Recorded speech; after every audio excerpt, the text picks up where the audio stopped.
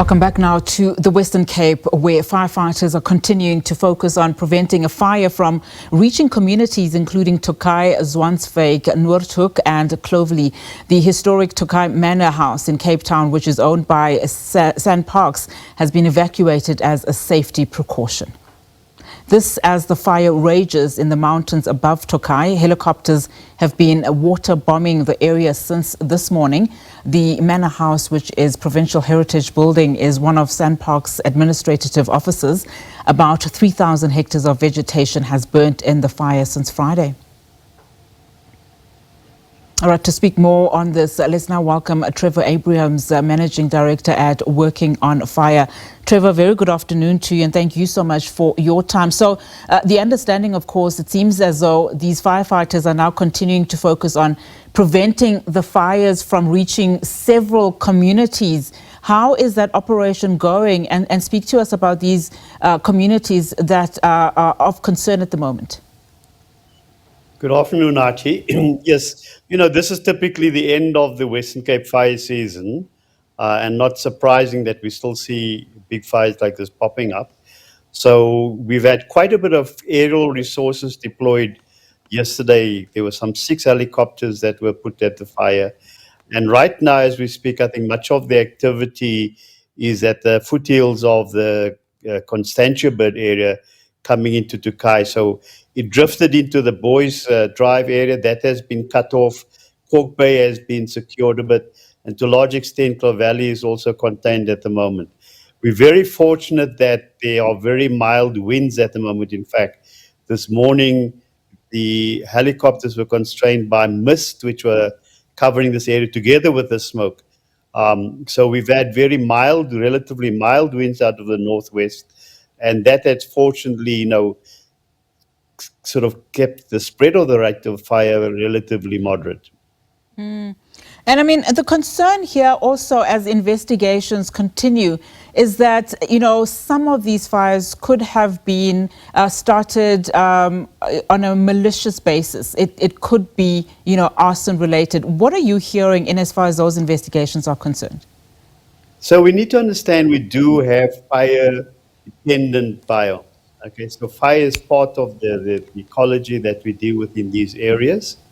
It is exacerbated in many cases by the alien invasive vegetation that we find flourishing still. But in South Africa, the bulk of fires, that wildland fires, have a human origin.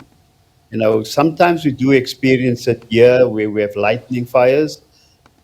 In overseas, many of the large fires, they are actually triggered by lightning.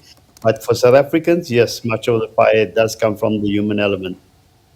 And as far as just the hectares of land that have been destroyed, of course, there is concern that, some animals have also been affected. Speak to us there in terms of the devastation, both from a human element perspective, as well as vegetation and the animal population. Yeah, in early April, I took our Canadian partners who are dealing with wild and urban interface management on a tour of Table Mountain.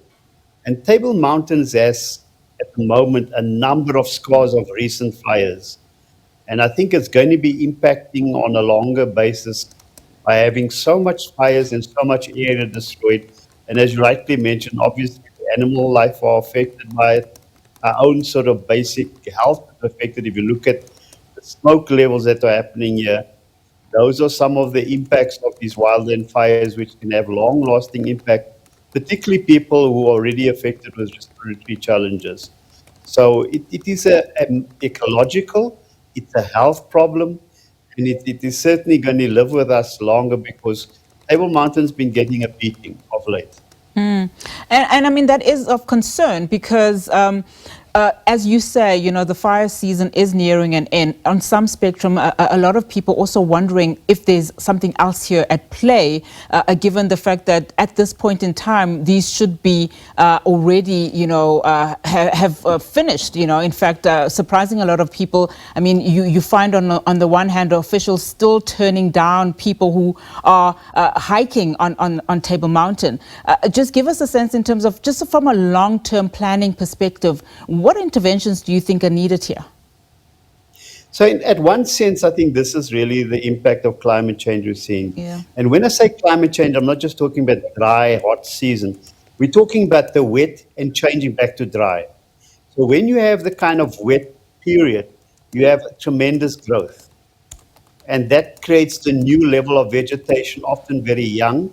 And when it switches to a dry period, that dries out and becomes thinner. So I think those oscillations between, wetter than normal, hotter than normal, is also part of the kind of new reality we're having to deal with. Fortunately, in this case, we don't have what has happened in LA and in Jasper Park, where we have the high winds. So, we don't have the embers being carried into our neighborhoods as yet. So, fortunately, from speaking to our air crew, just came off duty about an hour ago, the general assessment is that we've cut off much of the spread of the fire. And, it's really just in the Tokai area where quite a bit of effort is being deployed at the moment. All right, Trevor, let's leave it there for now. Thank you so much for your time. Really do appreciate it. Trevor Abrahams is the Managing Director at Working on Fire.